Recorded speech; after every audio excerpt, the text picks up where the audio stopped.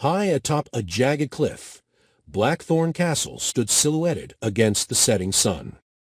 Once the seat of a powerful noble family, it had long since fallen into ruin. Villagers in the nearby town of Ravenswood spoke of sinister happenings within its walls, of shadows moving when no one was there, and a figure seen prowling the battlements under the pale light of the moon. No one dared approach the castle, save for the foolhardy or desperate. One such soul was Arthur Blake, a scholar with a fascination for the supernatural.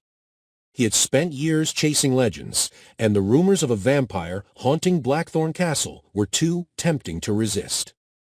Arthur arrived at dusk, his lantern swinging as he trudged up the overgrown path. The castle loomed before him, its crumbling towers shrouded in mist. The air grew colder the closer he got, and the forest around him fell unnaturally silent. He pushed open the massive iron gate, its hinges groaning like a dying beast. Inside, the castle was a mausoleum of dust and decay.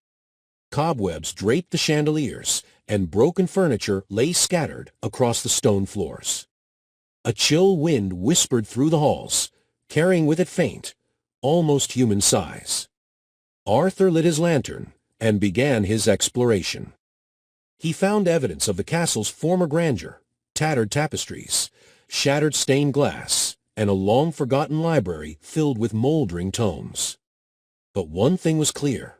Someone or something still lived here. Fresh footprints marked the dusty floor, and a faint, metallic scent hung in the air.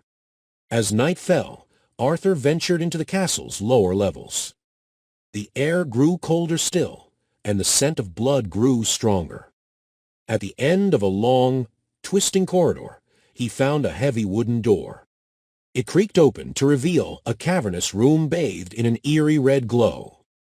A stone coffin stood in the center, its lid slightly ajar. Around it, strange symbols were carved into the floor, glowing faintly like embers. Arthur's heart pounded as he approached. Before he could peer inside, a voice echoed through the chamber. "Why have you come, mortal?" Arthur spun around, his lantern casting wild shadows. A figure emerged from the darkness. A tall, gaunt man with alabaster skin, his eyes gleaming like twin rubies. "The vampire of Blackthorn Castle," Arthur whispered, unable to suppress his awe and fear. The creature smirked, revealing razor-sharp fangs. "You've heard the stories, yet you came anyway. Foolish curiosity will be your undoing." Arthur raised a wooden stake he had hidden beneath his cloak, but the vampire moved with inhuman speed.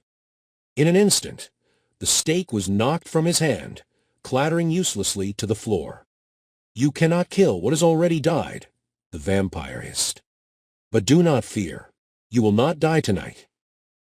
Before Arthur could react, the vampire sank his fangs into his neck.